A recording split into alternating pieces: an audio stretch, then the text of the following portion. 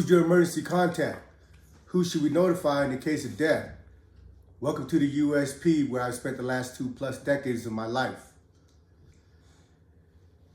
You know, with issues that come up on a compound, us, the Asian Islander car, we have the same amount of issues as anybody else.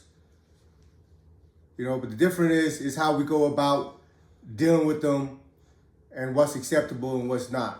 You know, you just hear me mention the most active group, without a doubt, is the Native Americans. And then it's the white boys.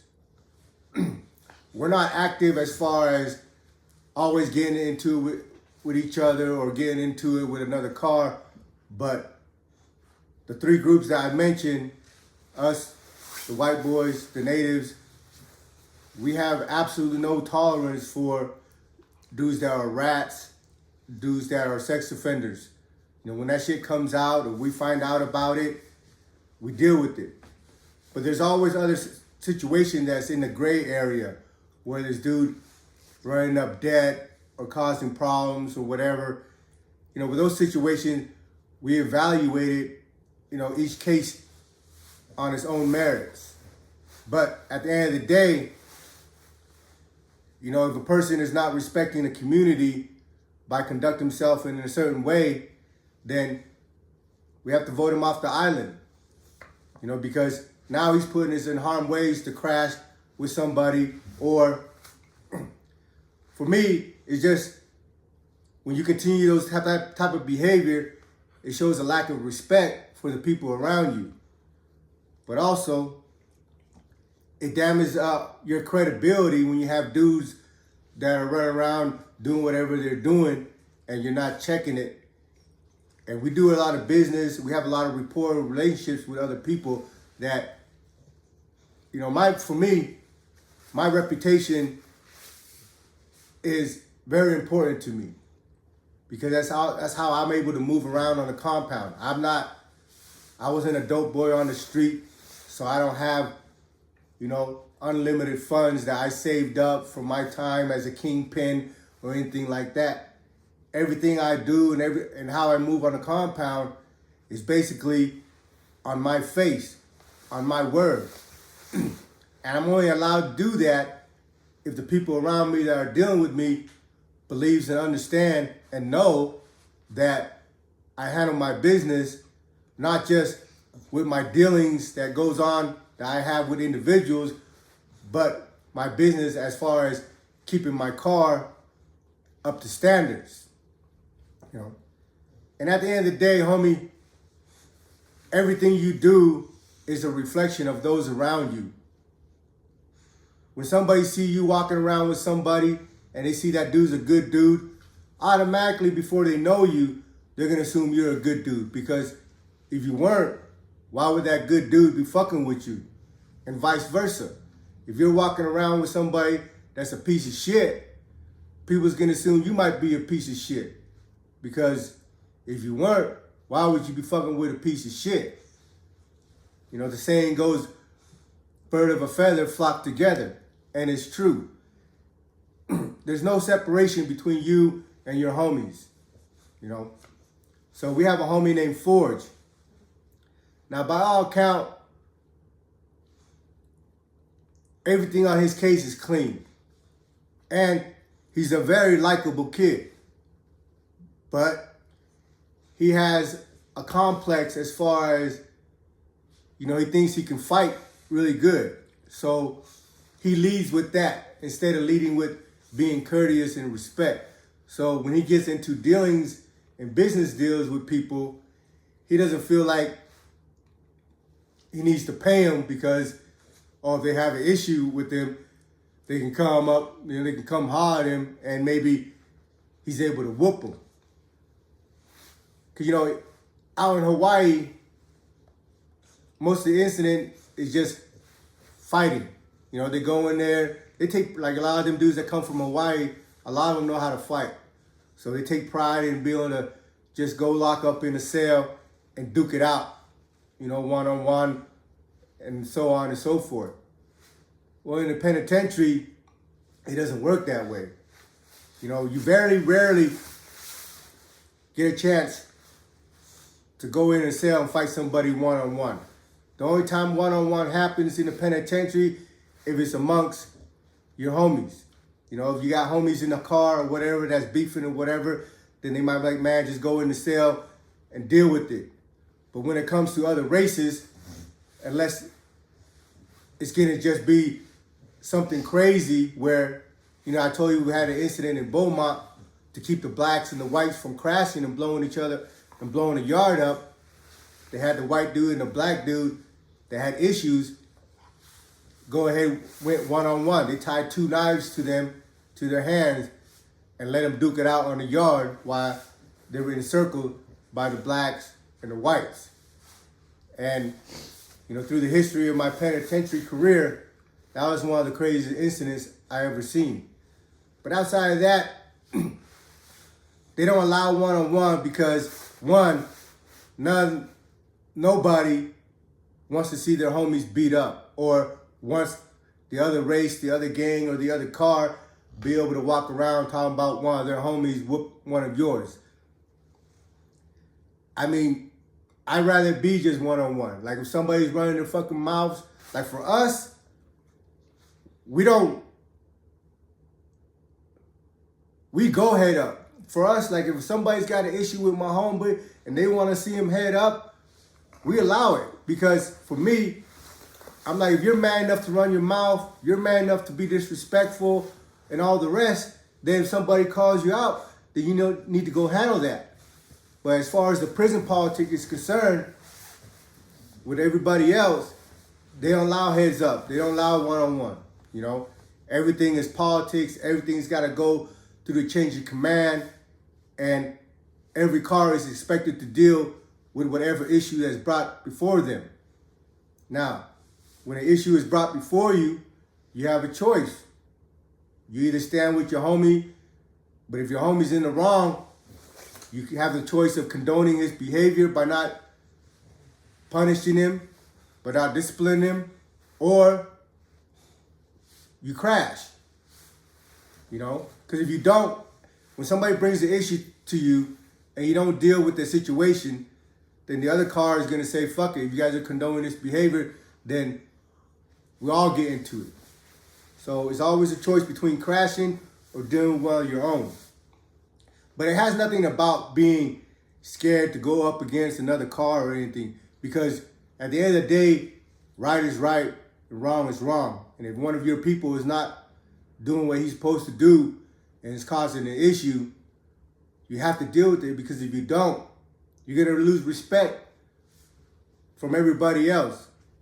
And in the prison, if you don't have respect, you can't move. It's not like out here where you can disappear and hide out and hang about with a bunch of scumbags and all the rest. In there, if you're associating yourself, you're conducting yourself that's less than acceptable, then you become a pariah. One, your whole car might get removed, and at the very least, there's a stigma on you and nobody fucks with you. So we got the homie Forge. He's been in Atwater with me. He was one of the homies that jumped off the ride with the GDs when he knocked out Junebug on the compound. But, you know, at this time in Florence, we're getting locked down. You know, the administration really doesn't know how to deal with the situation on how, as far as like how long to keep us locked down and the movement and stuff. So we're locked down a couple of weeks. They might let us out and then get locked back down because there was another outbreak and so on and so forth. So we were locked down for a couple of weeks, and we finally got an hour out on the yard.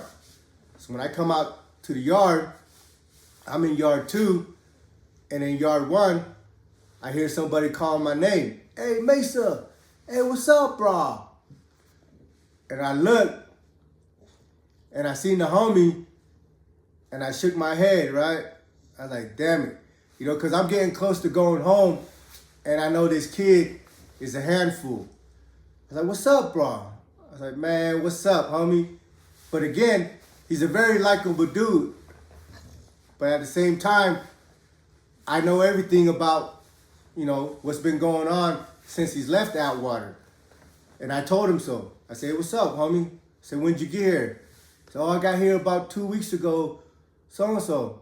I was like, hey, and I asked him, I said, when are you going home? I said, man, I just got about a year left. I should be getting out at the end of this year. And I was like, hey, Forge, I get letters and word about everything. All the places you've been and what's been going on over there. Said, oh, bro, man, bro, don't worry, bro. I'm good, bro. I said, listen, Forge, it's not going to be tolerated over here. So your best bet is just to fucking coast for these last few months and take your ass home. Yeah, bro, no, I'm going to be good, bro. I'm going to be good. So about a week later, a white boy comes to me. His name is Matty. We were in Atwater together. He came from Pollock. Him and the independent white boys blew it up over there in Pollock against the ABTs. And he ended up in Atwater with us. And from Atwater, when I was in the Smooth in Lewisburg, he ended up over there in Lewisburg with us too. But he lived in a block in 3B with some of the homies and got really close to the homies. And, I consider him a good friend. At the very least, not the very least, but a good friend and an ally. Like, he fucks with us tough. So, again, we've been walking around for about a week after we came off of lockdown. And Maddie comes over and is like, hey, man, what's up with your buddy Fordrick? And when he says that, I already know where this conversation is leading to. So I'm like, man, how much does he owe you? He said, he owe me about $700. I said, how the fuck does he owe you $700, Matty? He said, man, I said, you don't even know him. Yeah, but he said he knew you and he named all the homies. He was in Atwater and this and that. I was like, Forge, a lot of people know me. There's rats that know me. There's busters that know me. You know what I mean? That don't mean anything. He goes, yeah, I know, but, I always fuck with your people and every time, and for the most part, everybody's always been good. Their words, this and, their words been honorable. They handle their business. So, our reputation as a group, as far as doing business and stuff, precedes us. Because we made it, we made it that way by the way we conduct ourselves. So you got a lot of dudes that come that are Asian and Islander that benefit from that just because they know that the people they've been dealing with prior to meeting them has always been on the up and up. So I asked Maddie, I was like, hey, so what are they talking about? What is he talking about? Well, he said he's gonna have his sister handle this part and whatever. He's like, man, I'm good, Mesa. I'm not pushing no issue or nothing. I was just inquiring about dude, and that's my fault anyway. I said, all right. But he lived in the block with a couple of the homies. The homie Aztec from TRG out of Fresno, and the homie Tran out of Seattle, Washington. So they live in the block, and I already know what this is going to lead up to. I already warned the homie, when I first saw him across the fence on the first day out after lockdown. But at the same time, I'm trying to give the homie the benefit of the doubt to handle his business.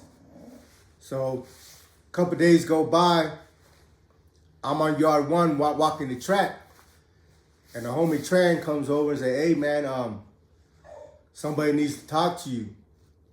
And this dude was a blood, he had the yard for the... Kiki, come outside. Come on, Kiki. Go outside.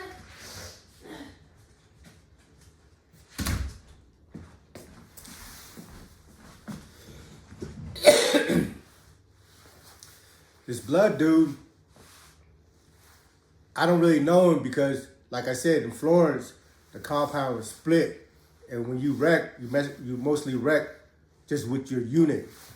And in our block, DA, the unit next to us, is DB, which is a psych ward, so they never come out. So when we go out in the yard, it's just still all the people in DA, whereas opposed to EA and EB, they wreck together. CA and CB wreck together.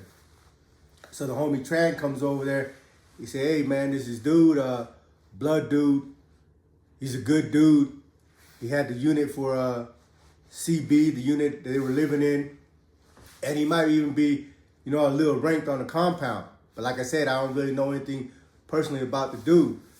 So he came to Tran with the issue about Forge owing him money. But Tran had told the blood dude, hey, I really can't speak on that. You gotta talk to my homeboy Mesa. He's the one that really speaks for us. So I'm on the track and I tell him, man, go get him. So the blood dude come and me and him is walking the track. And from the top, I let him understand, hey, listen, so there's no misunderstanding. We don't pay nobody's bills, homie. Because one, I've never snapped the dude. Like if the blood dude before dealing with the homie would have came up to me and said, hey man, is this dude good or not? And if I say, yeah, he's good, go ahead and give him whatever he wants, then I'm taking the responsibility of covering his debt because I'm snapping him. But you can't go deal with somebody on your own and then it don't work out, come crying to me and expect me to compensate for it. So I told him, listen, you're bringing this issue up to me. You already know it's going to end up in one way because one, I'm going to tell you right now, the homie ain't got no funds. And two, we're not going to be paying it. So what do you want to do? He's like, man, if I ain't going to get my money, then I'm good with whatever, right? So I'm like, all right, because that's how it's going to go. Because I'm not going to mislead nobody in the conversation. And we've all done this dance so many times through the course of my 20 years. And everybody knows that it only ends up in one way. That's with every car. Because every car, for the most part,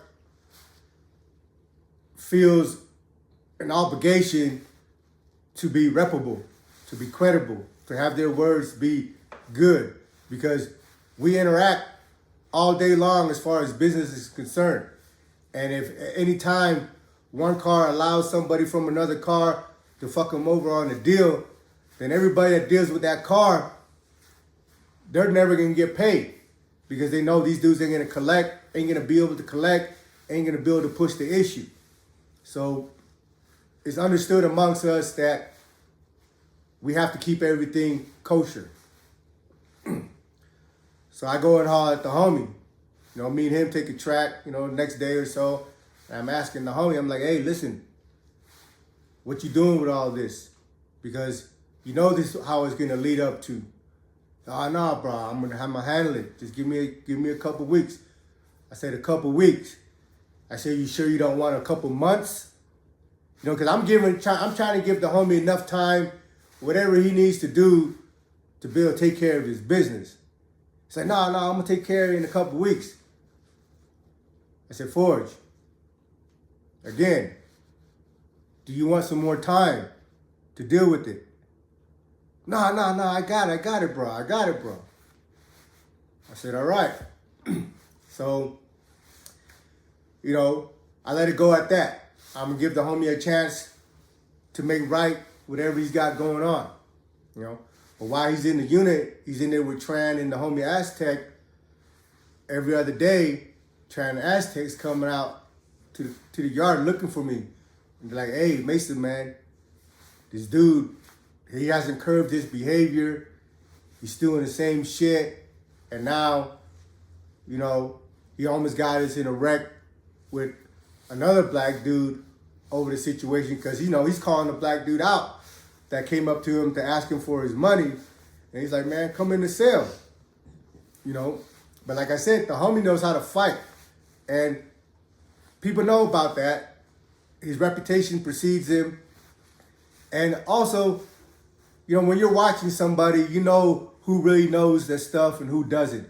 There's a lot of people that act like they can fight and act like they know martial arts or whatever other freaking type of skills. But, you know, if you pay attention, you watch how they move and how they carry themselves or whatever, you can tell who really knows the stuff. And most of the people in the penitentiary don't know how to fight, you know, because street fighting and being trained in the gym is two different, you know, skills level. And so he had a situation in there where, you know, the black dude wasn't wrong about asking him for his money, but Forge, like I said, you know, he feels like he can lead with his hands, but he hasn't understood yet, or he won't, or he's refusing to understand that this is not the state joint. This is not Hawaii. This is the federal prison. And it don't matter how tough you are. Because if somebody don't feel they can handle you one-on-one, they'll bring somebody else with them. And if they don't think they can handle you with just their hands, then they'll bring a piece of metal to you. And and that's what a lot of people have trouble with. Like, at the end of the day, it don't matter how big or tough you are. When your time comes, when you acting up and people's fed up with you, they're going to find a way to chop you down. So after that incident, there was another incident where there was some stamps missing from somebody's cell. And everybody, you know, the point, I mean, maybe he was an scapegoat, or it wasn't convenient, but all the fingers started pointing that way. Like, they couldn't prove it or anything, so it wasn't like something that was an issue that it was black and white. But I told the bros already, I said, hey, give him the 2 weeks that he said to get for him a chance for him to handle his business. But I already know that it's not gonna get done, you know? And I'm not hesitant about the decision that I'm going to make. I'm just not happy about it because, like I said, I really like the kid. He was cool, he's fun, but he has a habit. And not only that, he just refuses to respect the politics. And he's had the same issues on every compound that he was with other homeboys with. But the homeboys over there just allowed him to leave without doing anything to him, because he compensates for, like, the other homeboys, you know, when there's an issue or whatever, they'll send him to go knock off, beat up the homie, stomp somebody out or whatever. So they had a relationship where, all right, they'll take care of some of his debt or whatever, but to make up for it, they send him on missions and everything just to keep a balance. But every yard he's been on, it end up, you know, the scale end up tipping not in his favor, and they just ask him to leave. But I told him, hey, you know how it is with me. Do we understand each other over here? He's like, yeah, because we sat down in the kitchen. Like, yeah, bro, I already know nothing's going to happen to me unless you sanction it.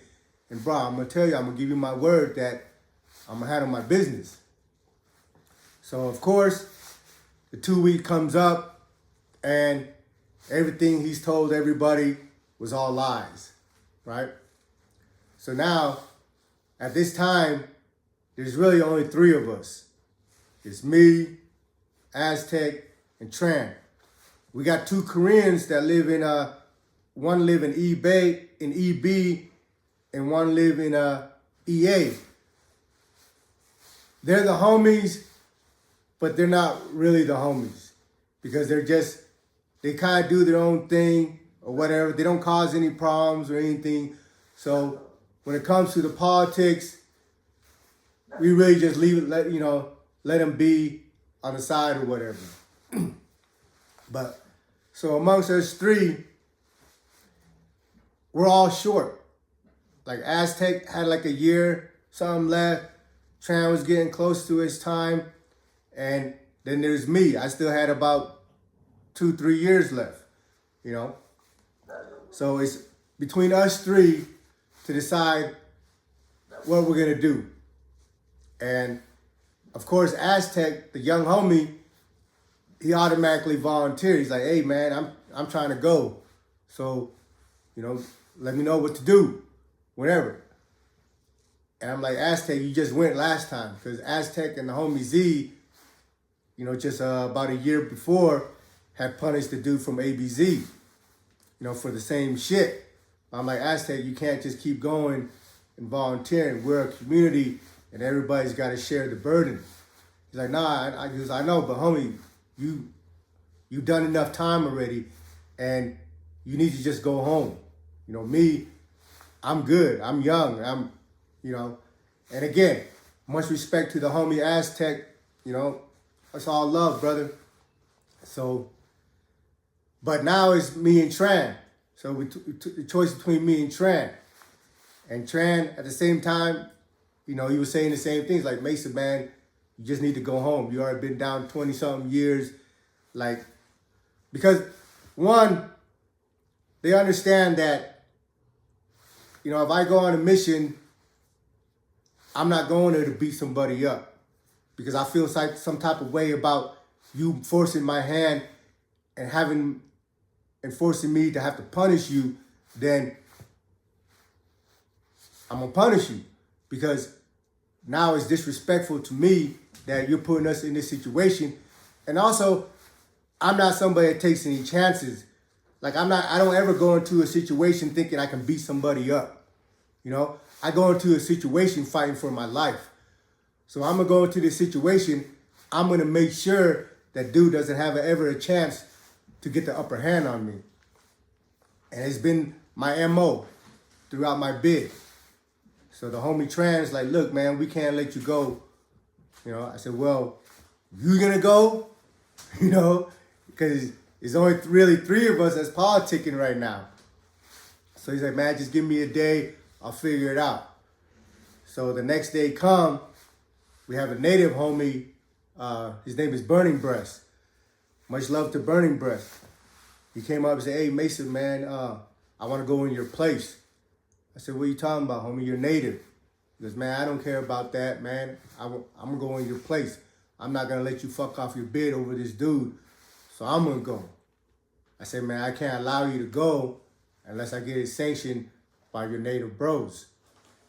So after I had a conversation with Burning Breast, I went to the shot caller for the natives and said, hey, Burning Breast is trying to volunteer to go on this mission.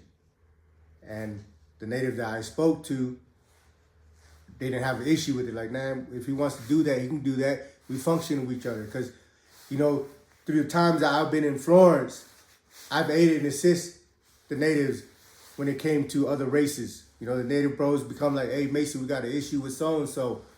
I'm on the yard. I'm on the front line. And so out of respect for me, about how I conduct myself, they, in return, gave me the same respect. So Burning Breast and Aztec end up volunteering for the mission. And, when they call chow, they call each unit different. Not different, but one at a time.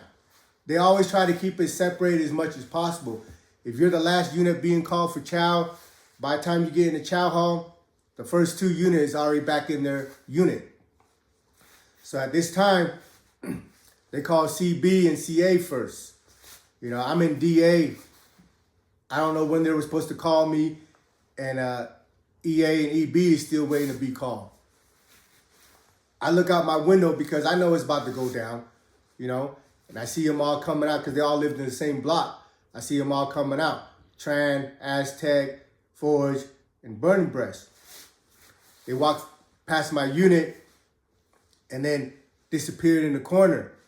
And when they disappeared in the corner, about 5 minutes later, I can hear the radio going off in my block. The CO hitting the deuces. Hey, it's a fight, it's a fight, it's a fight. And, you look out the window, and from the angle of where the COs is running to, I can see that I was in the corner of my block. So I guess Aztec and Burning Breast, they were supposed to wait till after they eat dinner. Tran's like, hey, just go in there, let's eat dinner, and then after dinner, we'll handle the business. But when they were walking up to chow, there's almost a blind spot in the corner. And when they reached there, I guess Aztec and Burning Breast decided to take advantage of it. And they took off on him. Bing, bing. And they mopped him up. They stomped him out, left him in the gutter over there by the building, and rolled out, But, of course, when you're walking a child, there's always COs standing on the walkway that was able to observe the incident or whatever. So Aztec and Burning Breast, they got picked up. I seen them getting cuffed up and taken up to the SHU. And then it was like about 5 or 10 minutes later before they were able to grab the other homie and take him, because I guess he was unconscious over there. And when I seen him walking, cuffed up, dirt and straws and grass in his face and hair, and he was busted up. And for me, I don't get any gratification from that, because I hate to see shit like that. But at the same time, there's rules and stuff that needs to be enforced. You can't have rules and laws in place if you don't have the means and the will to enforce them. Because if there's no consequences to these laws, to these rules, then who's going to follow them? And over again, like, for some reason, homies and other people really think that they're above the politics, or that because of the relationship they have with somebody within the car that they're gonna get passes. Dog, I've seen best friends have to punish their own best buddies because you have to follow the politics. Welcome to the USP.